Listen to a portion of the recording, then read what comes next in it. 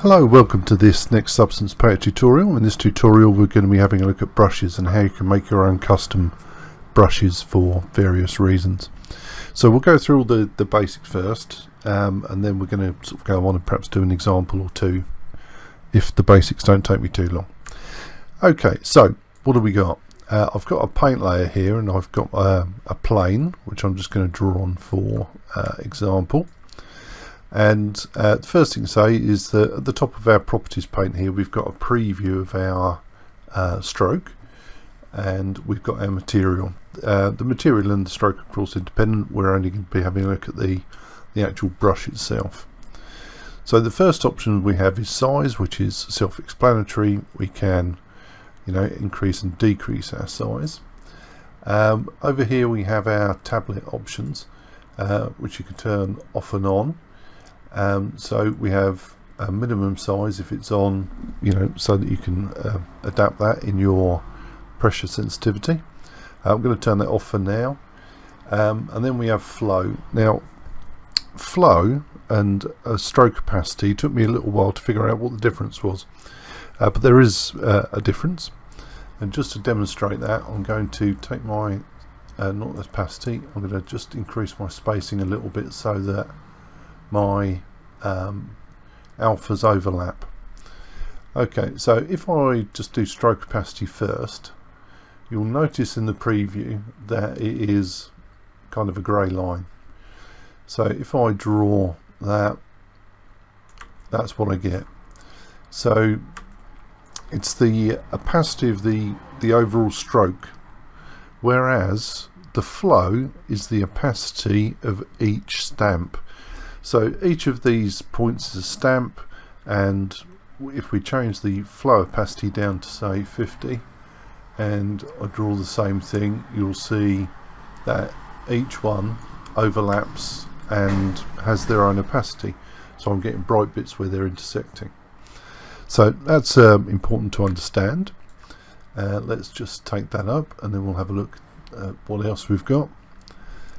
We have then spacing. So spacing is self-explanatory. It's the distance between each stamp. If you have a very low value, you're going to get a very straight, very even line. And if you increase it, you're going to get gaps between each of your stamps.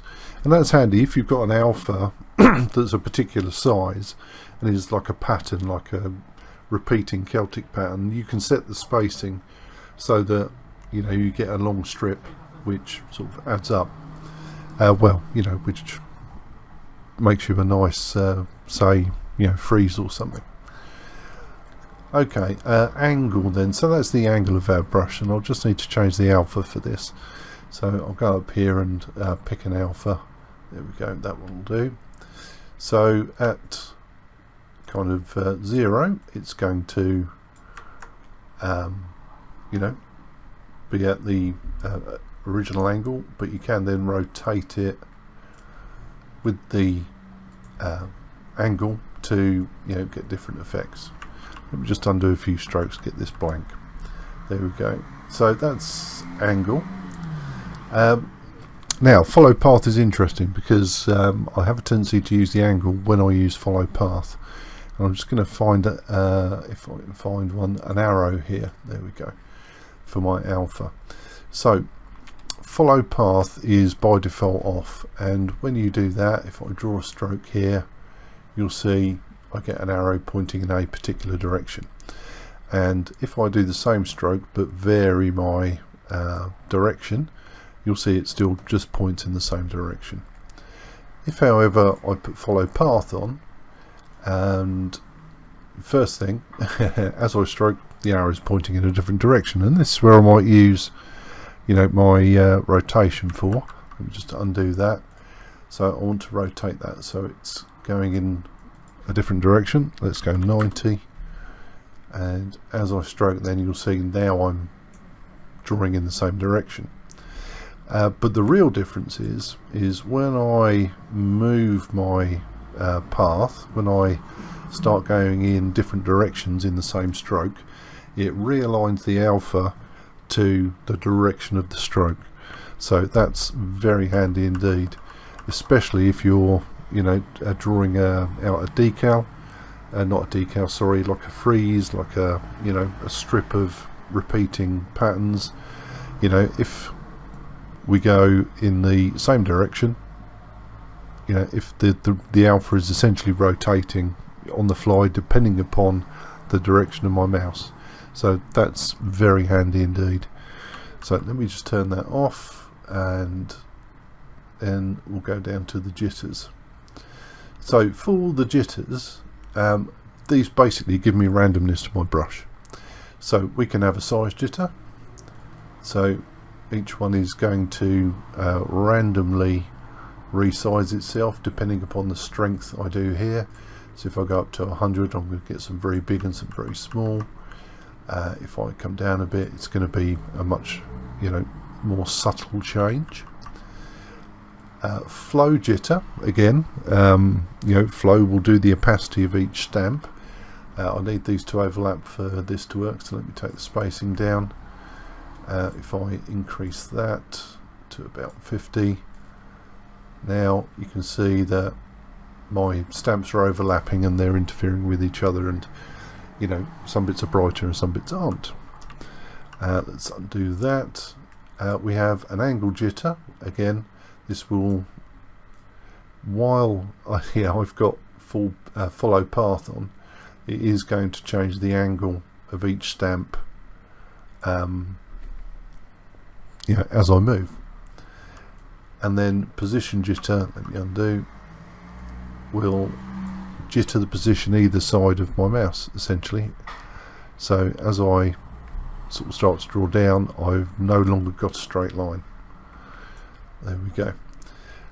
Okay, so that's the sort of basics. Next I'm going to have a look at these options down here, the alignment and the sizing space, because they can have a, I don't tend to set those with a brush, but I can change them on the fly depending upon what I'm doing. So we'll talk about those next.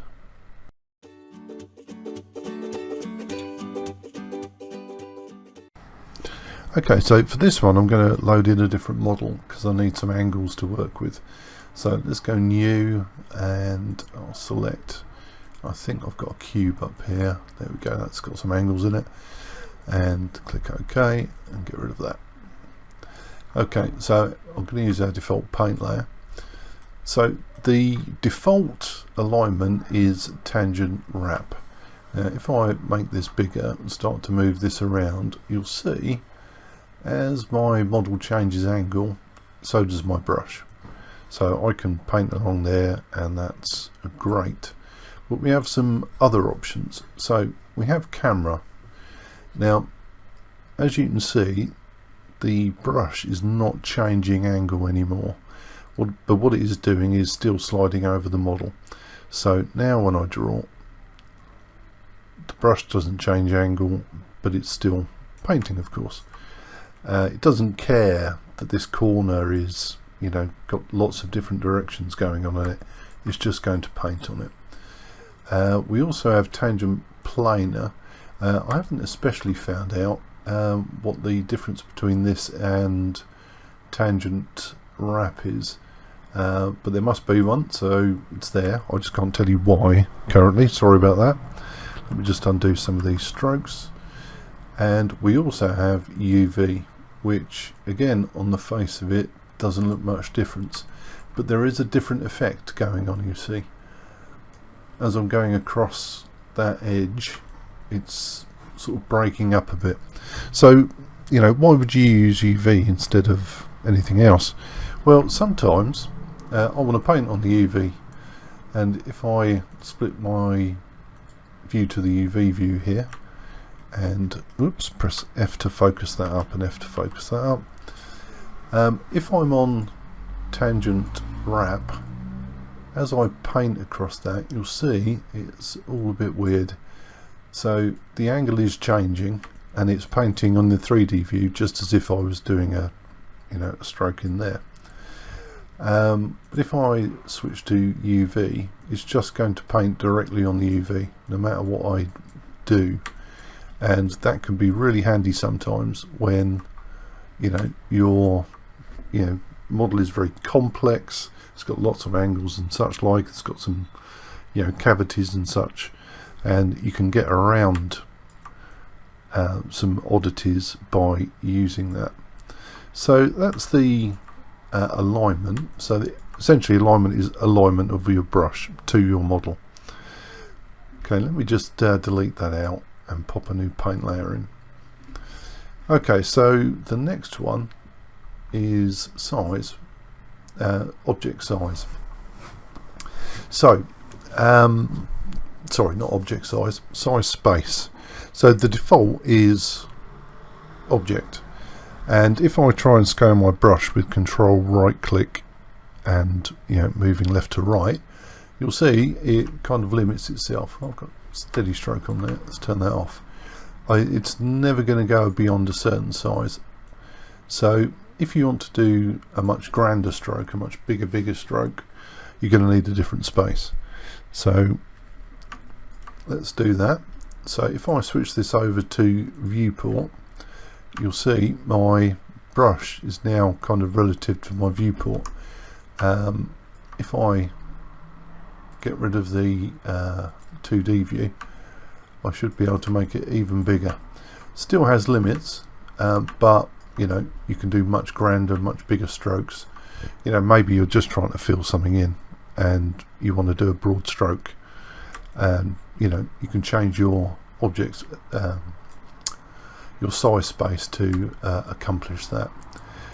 We also have texture space. So texture space is going to be based upon, you know, your texture size, but again, you can go much bigger and do what you need to do.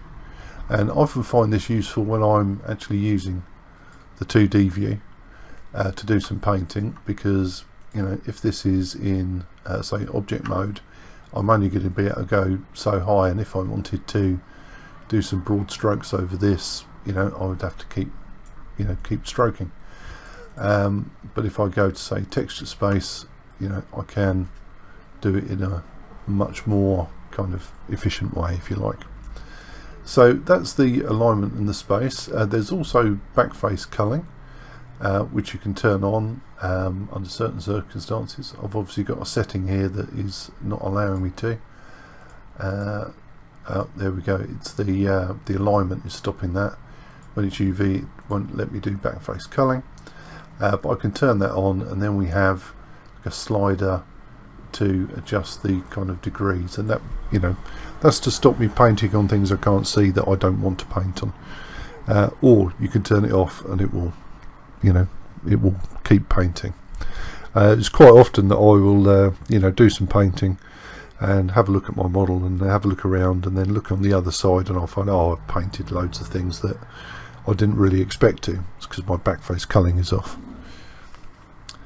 Okay, so that's that. Next we'll move on to alpha, which is straightforward if you're just using the alphas you've got available, but then we'll move on to the brush builder, which allows you to really control how your alpha behaves.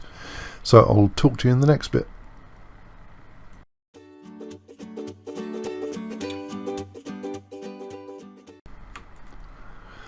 Okay, so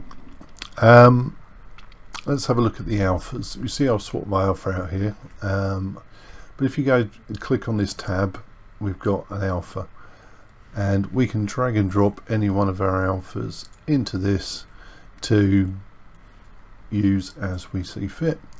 So once you've done that, your alpha will be available to you.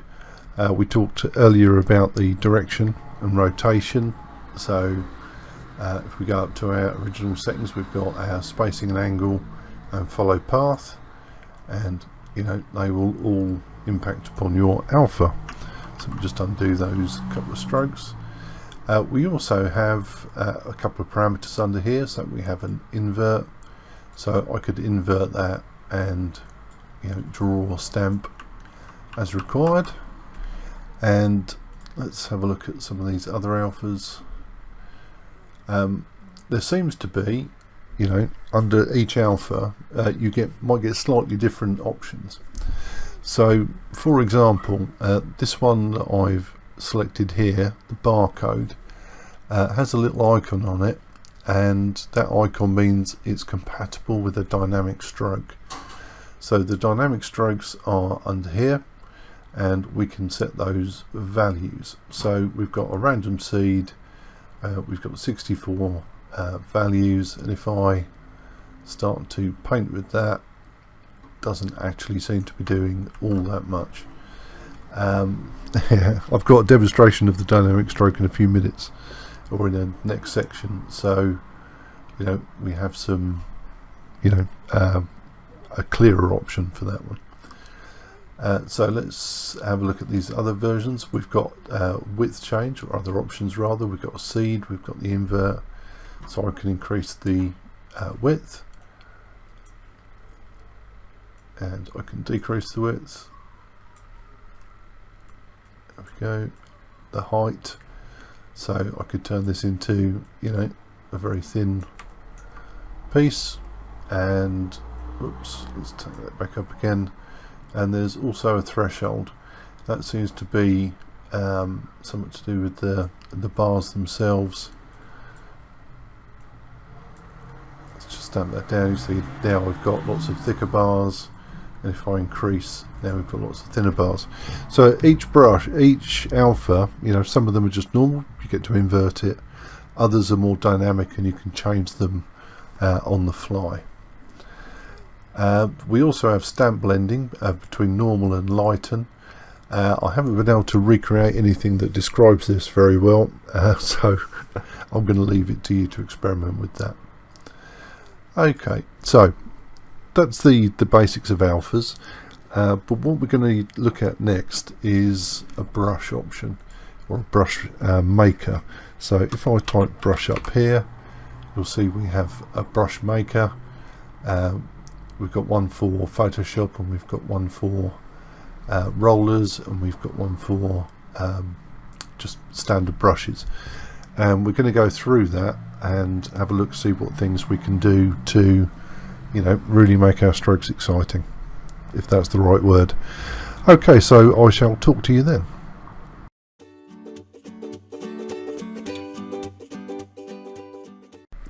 Okay, so let me delete this texture out, or delete this layer out, and pop a new one in. And I'm going to select the brush maker as my alpha. So I can either drag and drop it in, or I can just double click it and it will add. So when it comes in with its default settings. So underneath here we have our dynamic stroke, we have some parameters, and we have our advanced blending. So the dynamic stroke basically says start the stamp from either the beginning or from a random index.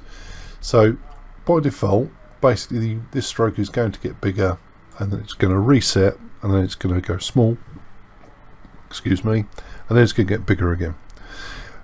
If I set my stamp start to a random index, it's going to randomly decide where it's going to start. So that gives us our kind of first bit of dynamicism, if you like. So I'm going to set that back to there and undo my stroke. And then we have a stamp count. So the stamp count currently here is 25. So once I've done 25, the 26th stroke will reset to the beginning of the cycle. So I can increase this, and I will get a much longer stroke before it resets. Just about reset there, look. So you can adjust your stamp count. Let me undo those couple of strokes. Then we have parameters. So we have here lots of different options. So we can go to say paraboloid, and it will use the paraboloid to as our alpha, or the bell, the Gaussian, the thorn, the pyramid, even a brick. You know, depending upon what you want to use, essentially. But the more powerful way to do it is using the custom alpha, because that opens this image inputs down here, and from that then I can drag in, say, this brush paint to use as my alpha. There we go. That's what that looks like. There we go. Right, so I'm going to undo that. Because I've got my image inputs here, I have all of my options to change this, so I can change the hardness and the I can flip it, I can do a few bits and bobs there to change it, even invert it. And whichever change you make, you will see on this preview up here, you'll see as I increase the hardness it gets much harder, and if I reduce that it gets much softer. There we go. Excuse me. So with all that said, the really powerful parts of this are under the parameters, under size, opacity, rotation and hardness, and I'm going to do those in the next section so that this one doesn't get too long and boring. So I'll talk to you then.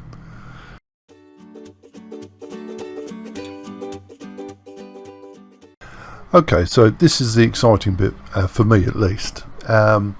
If we have a look at these options here, if I open up size, you'll see that most of them get a start, a mid, an end and a position.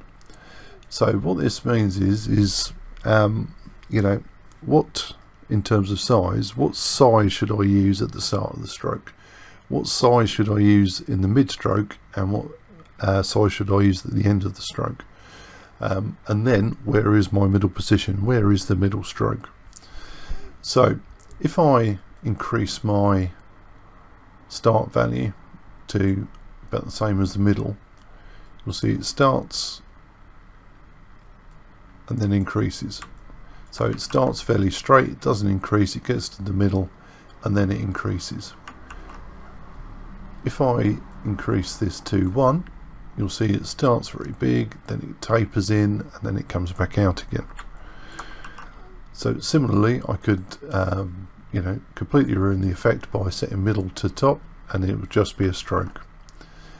But what you can do with this is, if I take the start and the end down to 0 and just adjust my middle position there, now I'll get a stroke where it starts off small, increases to wider and then decreases again, and that way you can get like a almost pressure effect.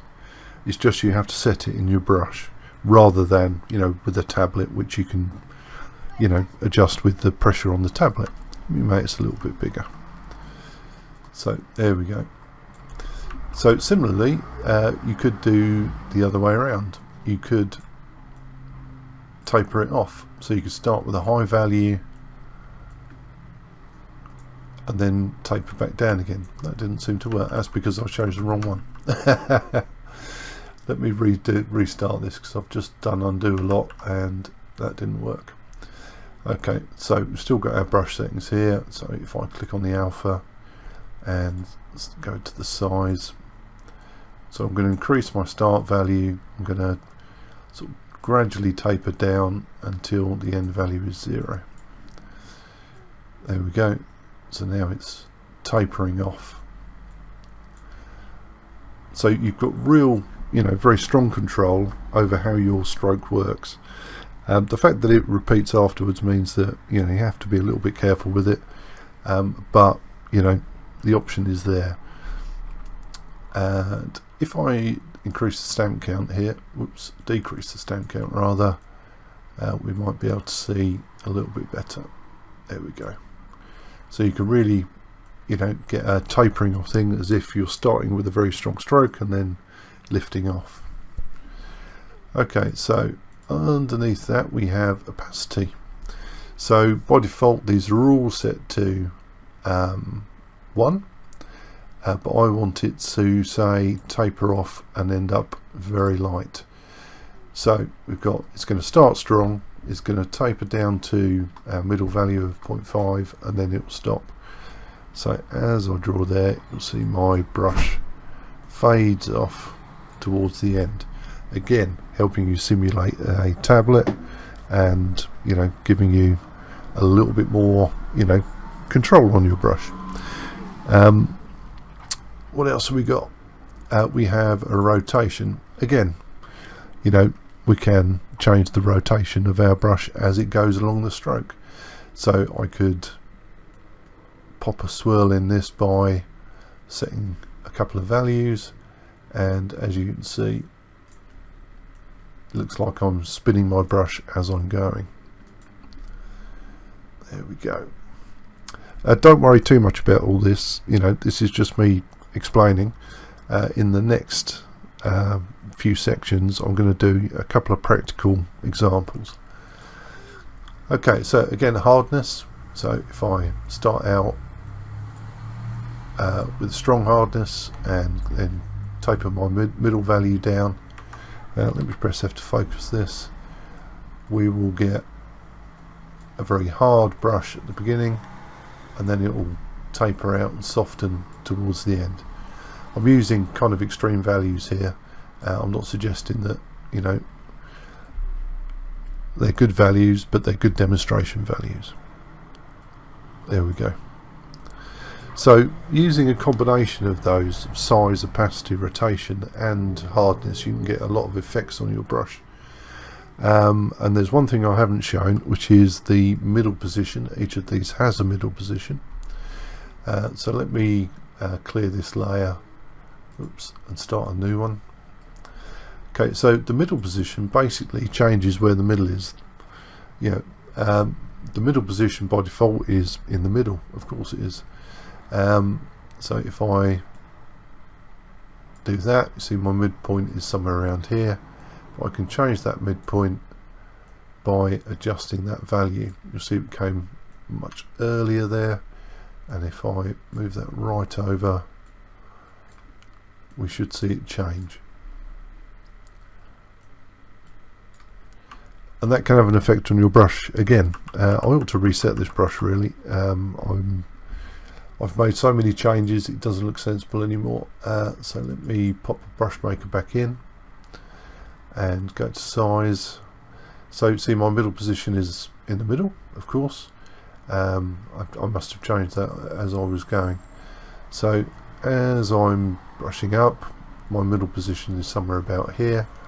I can move it to the start of the thing, so it occurs much earlier, or I can move it towards the end so it starts much later.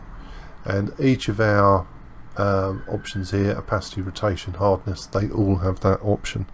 So you can really, you know, with these parameter settings here, you can really change the way your brush works and get some effects. Just a thought, you know, one of the things that I've done is I did some makeup recently, and I was really frustrated with my painting because it was all very hard and it was all very uniform and you know, a bit of a pain, frankly. But to get kind of a more brush effect where it would taper off, and where, you know, the one side would be much stronger, tapering out to a lighter, you know, more transparent look, then I used the dynamic brushes to do that.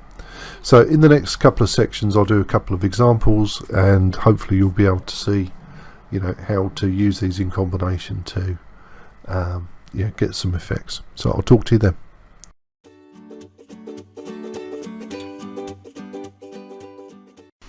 Okay, so I've just started a new project and I've imported a G8 female head, one that I might use for a makeup paint, because I've closed her eyes and I've opened her mouth so that, you know, I can get into all the areas. Okay, so one thing that, you know, I might want to do is draw a stroke that fades off. So with our standard brush, let's switch over to just the standard soft, basic soft. There we go. I'm going to give this material a dark colour so we can see it. So if I draw down there, you'll see I get a uniformly even stroke, but that's not what I want. I want it to start strong and end and then fade off, which you could do with a tablet, of course, but you wouldn't necessarily be able to do that with a mouse. So let me just undo that stroke. So for that, then we're going to want the brush builder, or maker rather. Let's just search for brush up here. oh, I'm in brushes, I want to be in alphas. There we go. So I want the brush maker, so I'll double click that and add it in, go to the alpha settings, and then I want to change this to probably the paraboloid. There we go. And of course it's come in default, so it's just doing its default behavior. So what I want to do is change that default behavior. I want to do a straight line. I don't want it to vary in width really, so I'm going to set all my size values to 1. There we go. But what I do want it to do is fade off, and for that I'm going to go to the opacity. So if I set those down a little bit and then draw down, we should get it fading off as we go. So there is a relation between, you know, the size of your brush and your stamp count. If I really reduce my brush size, I'm going to get more stamps in any given area. So as I do that, obviously, you know, I might need to reset my cycle count to accommodate. But as it stands, that's pretty good. I like that. Let me just fill in the top a little bit. Yes, excellent. So that's a basic fade off brush. You know, somewhat useful that you can, you know, use for makeup, or, you know, smear effects. You could do like running rust and all sorts of things with it. But of course, I don't want to go through that process every time. So if I right click over here, I can create either a tool preset, a material preset, or a brush preset. So if I create a brush preset, you'll see it comes up over here and it's called new brush, and I should be able to rename this by getting its properties up. How did I do that? Just right click on it and I'll do fade off. I'll just call it fade off. There we go, and that brush is all ready and there for me to do. Let's just type in fade here, and there's my fade off brush. You'll notice it has this little orange dots next to it. That indicates that it's a dynamic brush, and there are dynamic settings that you can use. And if you want to find all of your dynamic brushes, just in your search, if you type in dynamic, you should get a whole slew of dynamic options there. If I restrict that to the alphas, you'll see each of them.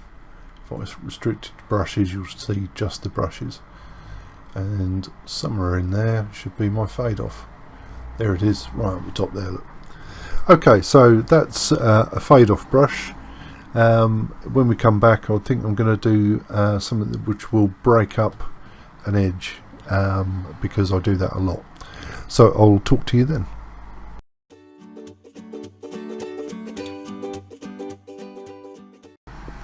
Okay, so oftentimes you've drawn a stroke, or you've got a really strong texture and you want to blend it in a bit better, and we can use what I would call a breakup brush for that. So you've got a few, you know, that you could use. So there's dirt brushes and all sorts of things in the library, but I thought I'd show you how to do one. Okay, so for this I'm going to go to the erase tool. So let's go to erase, and then for this I'm just going to use some jitters. So first of all, I want a new alpha, and oops, got one in mind, this brush paper here. So I'll double click on that to pop that in, and of course if I draw that down, it's going to be very uniform and even and not look very good at all. So first thing I can do is increase my size jitter. So that will do a little bit of good, but it's still quite even and, you know, not very realistic.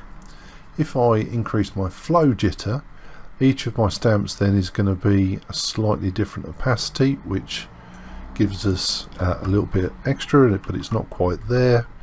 So I'm going to increase my angle jitter, and as I draw this down, we should get a nicely broken up edge that doesn't look you know, just like I've drawn a straight line. There we go. Let me just undo that stroke because it didn't come out very nicely. Let me just draw that down. Oops, make my brush a bit bigger perhaps. There we go. So that's kind of broken up that edge and, you know, made it less, you know, precise and more organic.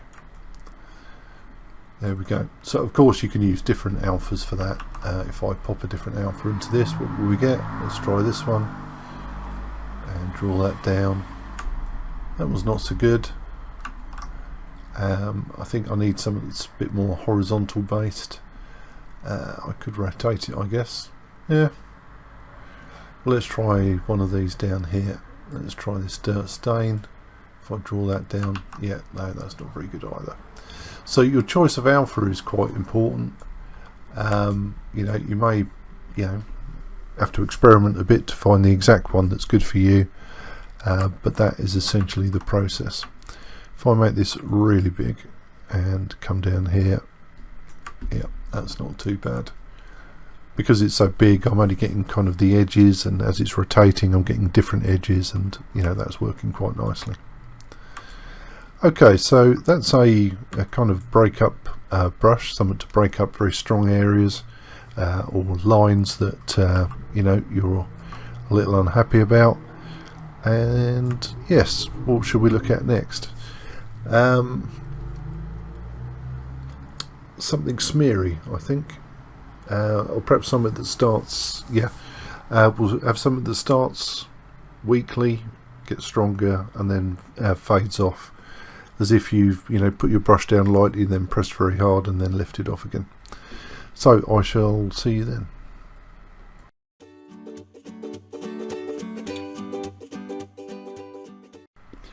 Okay, so let's go back to our main paint tool, and for this one I want to start off lightly, I want to end up strong, and then I want to fade off. So let's hide that, or get rid of that one, and find our brush maker. So it's drag and, whoops, I'm not drag and dropping it, I'm just double clicking to get that up. I want to change my shape, so let's go to the alpha settings, and we'll have the paraboloid again. I use the paraboloid a lot. And what do we want to do? Well, we want to start light, in the middle we want to go strong, and in the end we want to stop again. So as I paint this, you'll see that I get the size gradually increasing and then fading off. And if I'm just going to increase my stamp count to get a longer line now. There we go. But that's just the size really. What I really need to do to, you know, sell the effect is change my opacity.